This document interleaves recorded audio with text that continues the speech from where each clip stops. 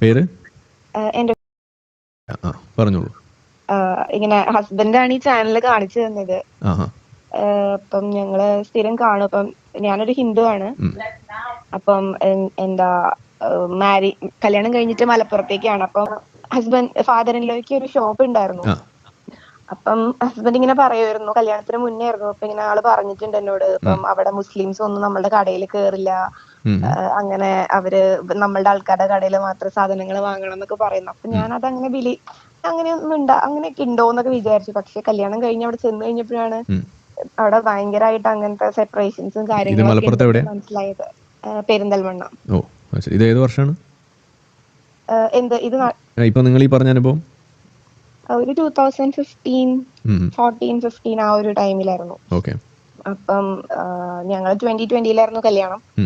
അപ്പം ആളിങ്ങനെ പറയുമ്പോൾ ഞാൻ വിശ്വസിച്ചിട്ട്, പക്ഷെ ഇപ്പോഴും ഇതുപോലെ കുറെ കാര്യങ്ങൾ ഞാനിപ്പോ അവിടെ ചെന്നപ്പോ ഓരോരുത്തർ പറയണതും കാണുന്നതൊക്കെ കണ്ട് ശരിക്കും ഇതായപ്പോഴാണ് ഹസ്ബൻഡ് ഇങ്ങനെ ഒരു സാറിന്റെ ഇതിനെ പറ്റി പറഞ്ഞത് ഞങ്ങൾ കാണുന്നത്. അപ്പം അവിടത്തെ ഞങ്ങളുടെ കസിൻസ് ആണെങ്കിൽ എല്ലാവരും ഭയങ്കരമായിട്ട് ഫോളോ ചെയ്യുന്നുണ്ട്.